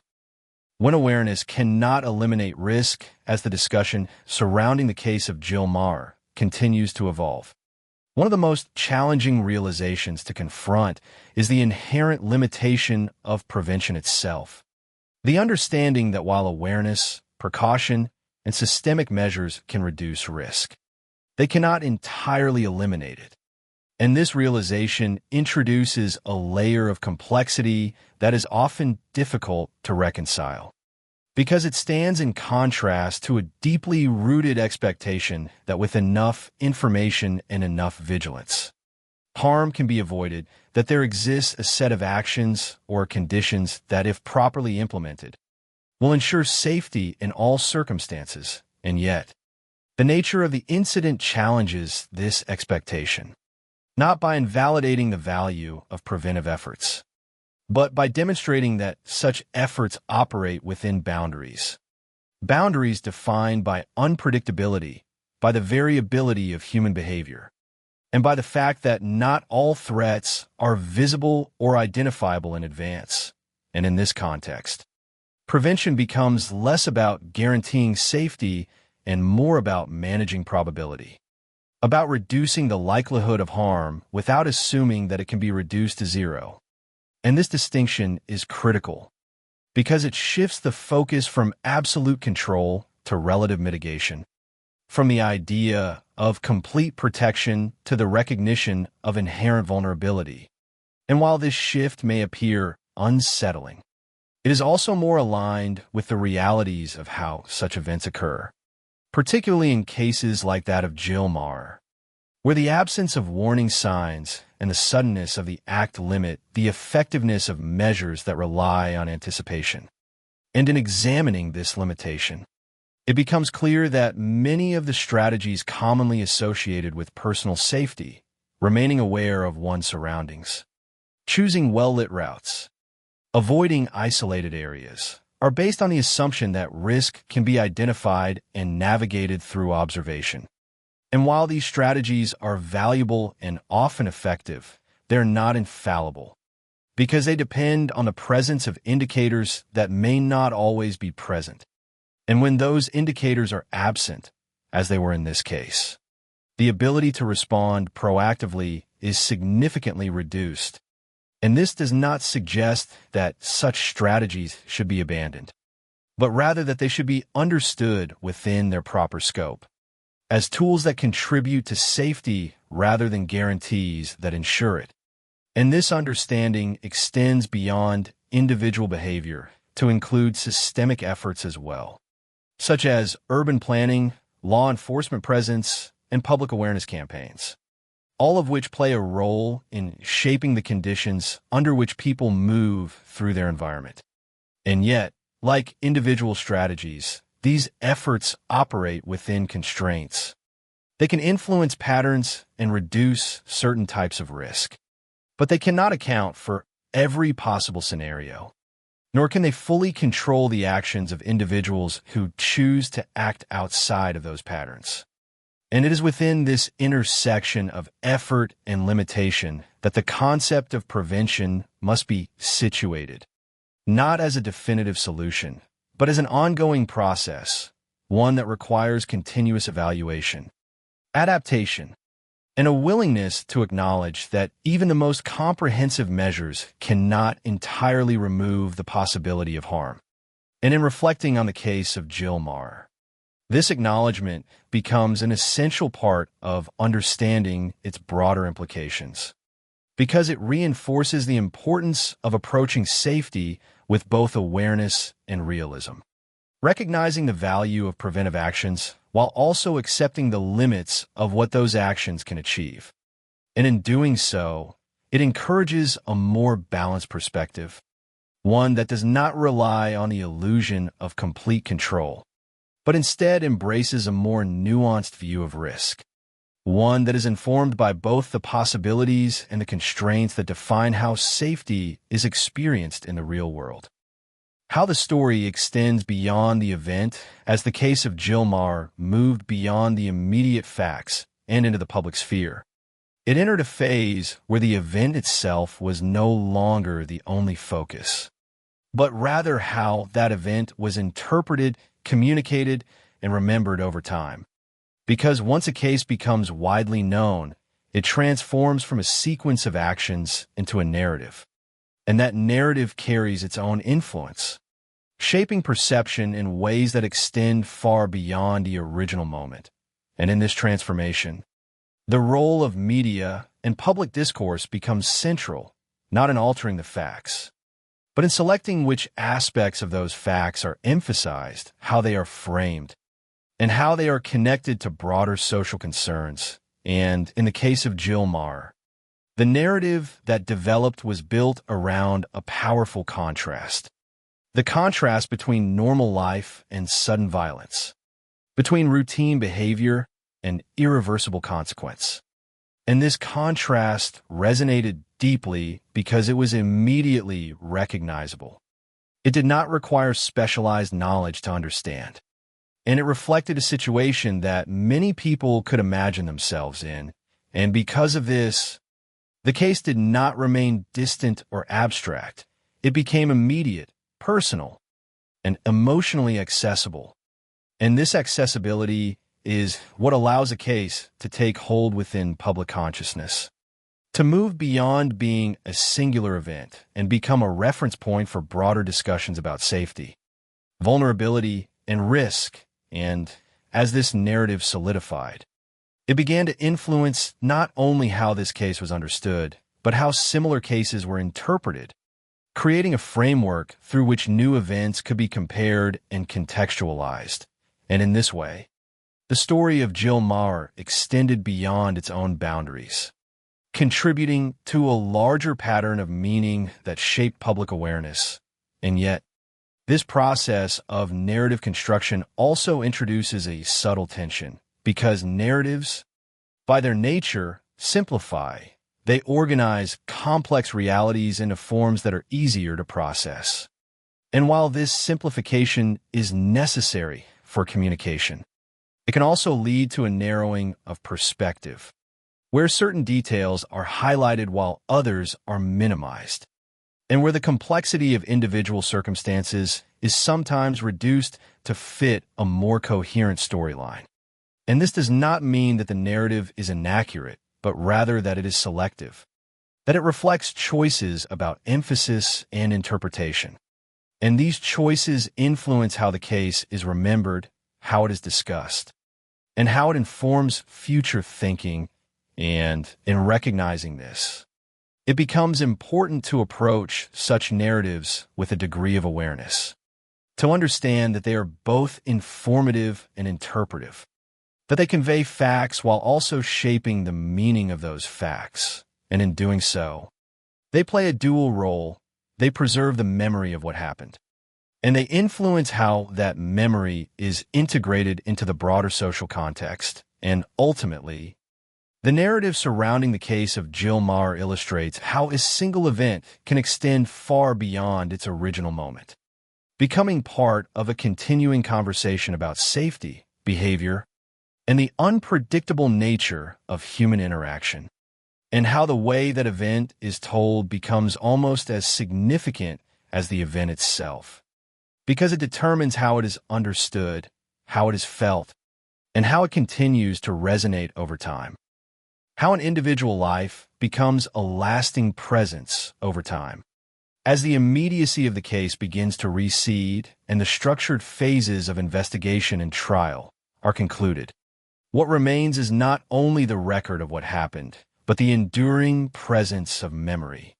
And in the case of Jill Maher, this memory does not exist as a static recollection, but as an evolving form of legacy, shaped by how the event is remembered, discussed, and integrated into the broader fabric of community awareness. And it is within this transition from event to memory that the meaning of the case takes on a different dimension, one that is less focused on the sequence of actions and more on the lasting imprint those actions leave behind. Because memory, unlike immediate reaction, is not defined by urgency, but by persistence, by the way certain events continue to occupy space in collective consciousness long after their occurrence. And this persistence is influenced by several factors, including the nature of the event itself, the degree to which it resonates with shared experience, and the way it has been communicated and understood over time. And in this instance, the memory of Jill Maher is closely tied to the sense of normalcy that preceded the incident. to the recognition that her life, as described, reflected a pattern that many others identify with. And it is this identification that sustains the memory, that prevents it from fading into abstraction, because it remains connected to ongoing behavior, to everyday actions that continue to mirror the circumstances in which the event occurred. And as a result, the legacy of the case is not confined to historical record. It is actively maintained through the continued relevance of its context, through the way it informs conversations about safety, awareness, and the unpredictability of certain situations. And in this sense, legacy becomes both a form of remembrance and a form of influence, a way of preserving the significance of the individual while also allowing that significance to contribute to a broader understanding. And yet, this process must be approached with care, because there is a delicate balance between remembering an individual as a person and remembering them as part of a larger narrative.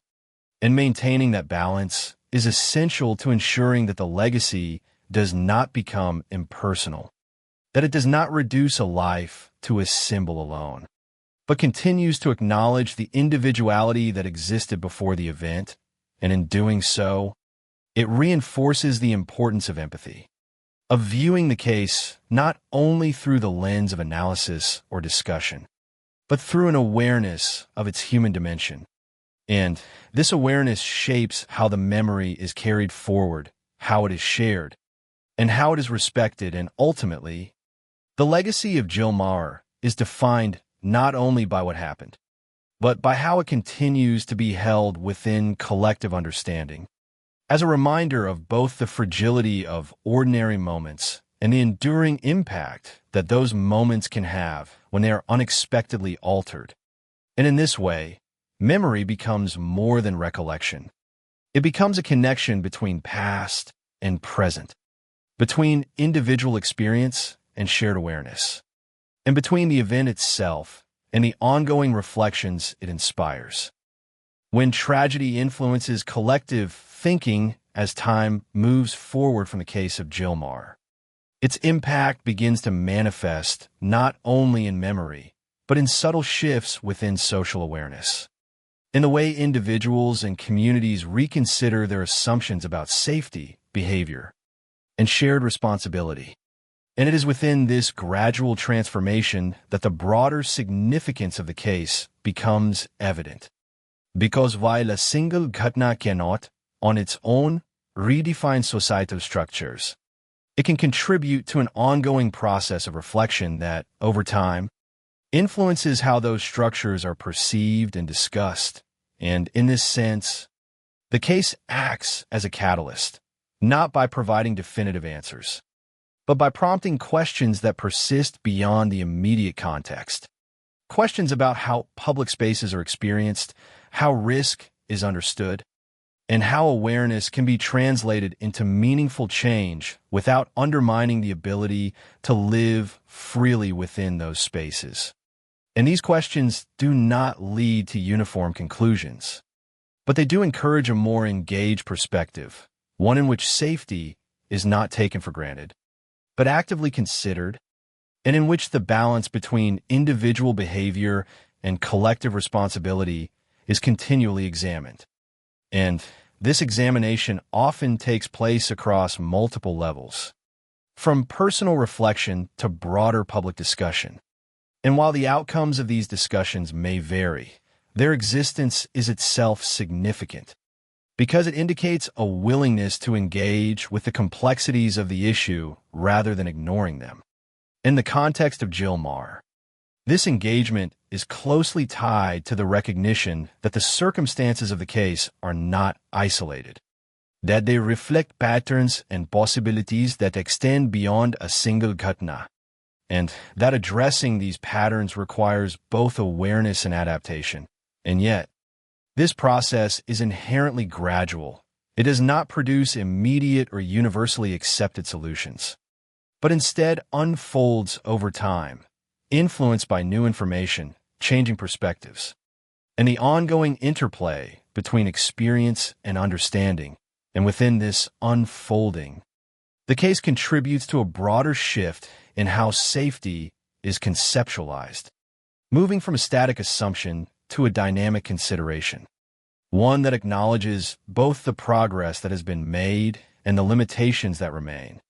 And in doing so, it encourages a more realistic approach, one that does not rely on the expectation of complete security, but seeks to enhance awareness and resilience within the existing framework of everyday life.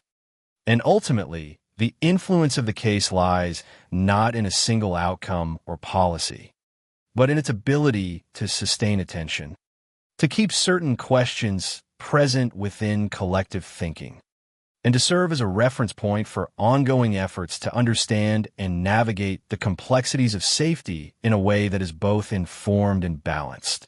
And in this way, the legacy of Jill Maher continues to evolve, not as a fixed conclusion, but as part of a continuing dialogue that shapes how individuals and communities interpret and respond to the realities of their environment.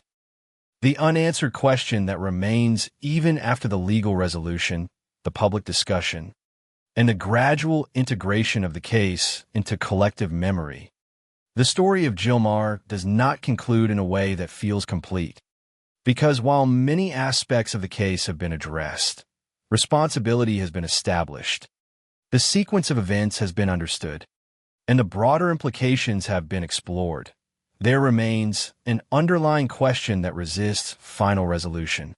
A question that exists not within the details of the case, but within its meaning. And that question is both simple and profound. How can something so ordinary lead to something so irreversible? And it is this question that continues to give the case its enduring significance, because it touches on a fundamental tension within human experience. The tension between predictability and uncertainty, between the structures that create a sense of order and the moments that disrupt that order without warning. And in examining this tension, it becomes clear that the case is not only about a specific ghatna, but about the broader reality in which such ghatnae occur. A reality in which safety is never absolute, in which risk cannot be entirely eliminated, and in which the boundaries between normality and danger are not always visible in advance. And this realization does not negate the value of awareness or precaution, but it does place them within a more realistic context, one that acknowledges both their importance and their limitations, and in doing so, it shifts the focus from seeking certainty to developing understanding, from attempting to control every possible outcome to recognizing the inherent unpredictability that exists within everyday life. And yet, this understanding does not diminish the impact of what happened. It does not make the loss any less significant, nor does it reduce the importance of the individual at the center of the case. Because beyond all analysis and reflection, the story remains grounded in the life of Jill Maher, a life that was part of the ordinary flow of experience, a life that followed patterns shared by many, and a life that was altered in a way that continues to resonate. And it is this resonance that ensures the case is not forgotten, that it continues to be referenced, reconsidered, and reflected upon, not only as an example of a particular ghatna, but as a reminder of the broader questions it raises, questions that do not have simple answers, but that remain relevant precisely because of their complexity. And in this sense, the conclusion of the case is not defined by closure, but by continuation, by the ongoing presence of those questions within individual and collective thought, and by the way they influence how people understand their environment, their behavior, and the nature of safety itself. And ultimately, the case of Jill Maher leaves behind more than a record of what occurred.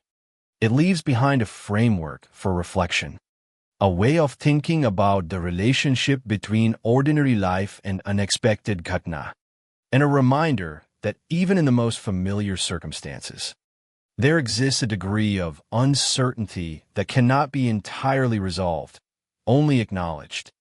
understood, and carried forward as part of the broader human experience. Living with what cannot be fully resolved as the case of Jill Maher settles into the long arc of reflection. Beyond the immediate shock, beyond the structured conclusions of investigation and trial, what remains is a quieter, more internal process, a reckoning that does not take place in courtrooms or headlines, but within the minds of those who continue to move through the same kinds of spaces, engage in the same kinds of routines, and carry with them the awareness that something irreversible once occurred under circumstances that felt entirely ordinary. And it is within this awareness that the final dimension of the case emerges, not as a new set of facts, but as a shift in perception, a subtle but lasting change in how everyday life is experienced, because even as routines continue, even as streets remain the same and actions remain familiar, there is now an added layer of understanding, an acknowledgement that the predictability of those routines is not absolute, that it exists within limits that are not always visible. And this acknowledgement does not necessarily lead to fear, nor does it require constant vigilance, but it does introduce a form of consciousness, a recognition that safety is something that is navigated rather than guaranteed. And in this sense, the legacy of Jill Maher becomes part of a broader human experience, one that involves balancing awareness with the need to live freely, to continue engaging with the world without allowing uncertainty to define every action. And this balance is not fixed. It varies from person to person, from moment to moment, influenced by individual perspective, by personal experience, and by the way each person interprets the meaning of the case within their own life. And for some, it may result in changes to routine, in small adjustments that reflect a desire for greater control, while for others, it may exist more as an underlying awareness, something that informs perception without significantly altering behavior. And neither response is inherently right or wrong, because both are attempts to reconcile the same fundamental reality that the world, while often predictable, is not entirely so, and that within its patterns there exist moments that cannot be fully anticipated or prevented. And in coming to terms with this reality, there is a form of acceptance, not of the Ghutna itself, but of the limitations of certainty, the understanding that not all risks can be eliminated, and that living with this understanding is part of the human condition. And yet, even within this acceptance, there remains a sense of continuity, a recognition that life does not stop, that routines persist, that people continue to move, to connect, and to engage with their environment in ways that reflect both their awareness of risk and their resilience in the face of it. And it is within this continuity that the final impact of the case can be seen, not as a disruption that permanently alters the structure of daily life, but as a presence that coexists with it, shaping perspective without completely redefining it. And in this way, the story of Jill Maher does not end with a definitive conclusion, but continues as part of an ongoing dialogue between experience and understanding, between what is known and what remains uncertain, and between the desire for safety and the reality of a world that cannot be fully controlled.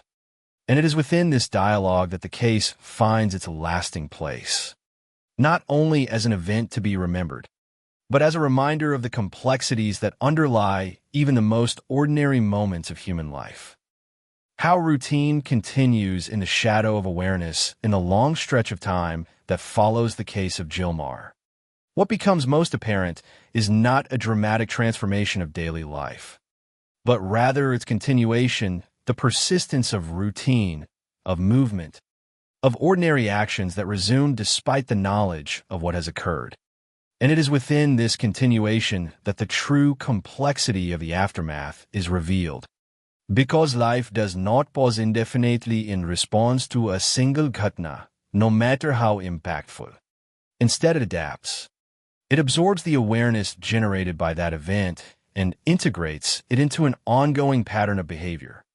And this integration is often subtle, not always visible in overt changes, but present in the way individuals think about their surroundings, in the way they interpret certain situations, and in the quiet adjustments they may or may not choose to make. And in this sense, the aftermath is not defined by a clear before and after divide, but by a gradual blending of past experience with present action, where the memory of the case exists alongside the necessity of continuing forward. And this coexistence is not without tension, because it involves holding two seemingly opposing realities at once: the understanding that routine is generally safe, and the recognition that it is not entirely free from risk. And navigating this tension requires a kind of balance, one that allows individuals to remain aware without becoming immobilized, to acknowledge uncertainty without allowing it to dominate their perception of the world. And this balance is not achieved in a single moment, but developed over time, through repeated engagement with the same environments, through the reaffirmation of normalcy in the absence of incident, and through the gradual reestablishment of trust in the patterns that define everyday life. And yet, even as this trust is rebuilt, it is not identical to what it was before. It is informed by knowledge, by the understanding that while the likelihood of such events may be low, their possibility cannot be entirely dismissed. And it is this informed trust that characterizes the everyday after, a state in which individuals continue to participate in the routines that shape their lives, but do so with a deeper awareness of the conditions under which those routines unfold. And in reflecting on this, the case of Jill Maher becomes part of a larger narrative about resilience, not in the sense of overcoming or forgetting, but in the ability to continue, to maintain a connection to normal life while carrying with them the understanding that normal life is not without its complexities. And this form of resilience is not dramatic or easily defined. It exists in the quiet decisions, in the choice to walk, to move, to engage with the world despite its uncertainties. And in this way, the legacy of the case is not only found in the questions it raises or the discussions it generates, but in the way it becomes woven into the fabric of everyday experience, influencing how that experience is perceived without entirely redefining it. And ultimately, the everyday after is a reflection of both continuity and change, of routines that persist and awareness that evolves. And in this intersection, the impact of Jill Maher continues to exist, not as a constant disruption, but as a presence that shapes understanding while allowing life to move forward. Holding on to routine while knowing its limits in the extended reflection on the case of Jill Maher.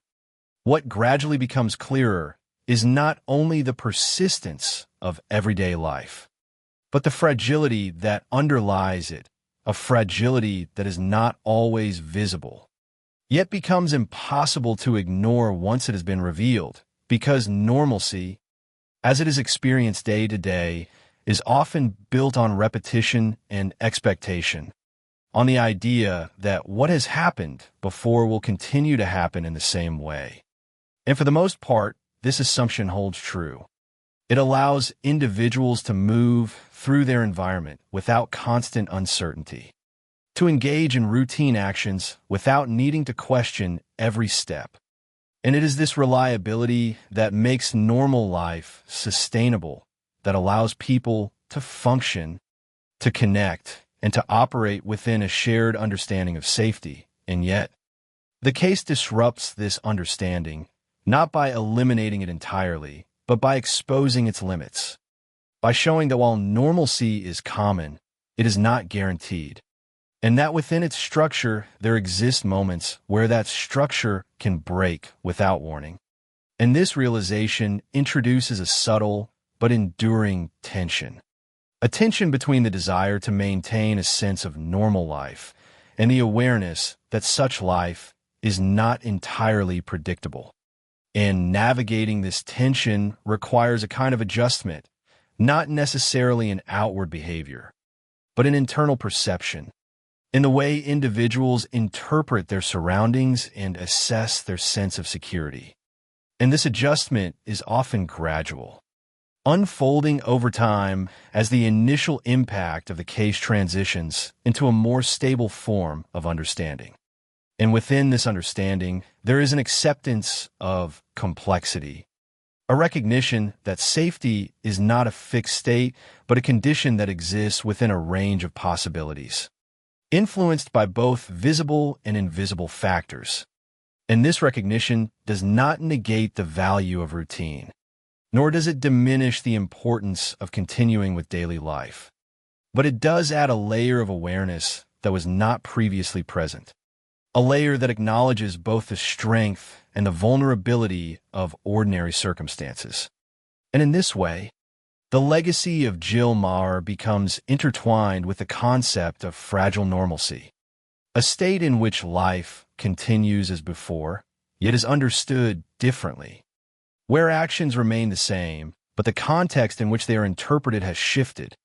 And this shift, while subtle, is significant because it reflects a deeper engagement with reality, one that does not rely solely on assumption, but incorporates the knowledge that even the most familiar patterns can, under certain conditions, be disrupted.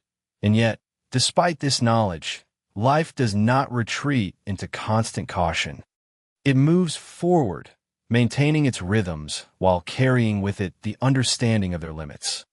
And it is within this balance, between continuation and awareness, between stability and uncertainty, that the enduring impact of the case can be found, not as a force that halts normal life, but as one that reshapes how that life is perceived, making it at once more grounded and more complex, and ultimately, this fragile normalcy becomes a defining feature of the aftermath, a way of living that acknowledges both the reliability of routine and the reality that such reliability is never absolute.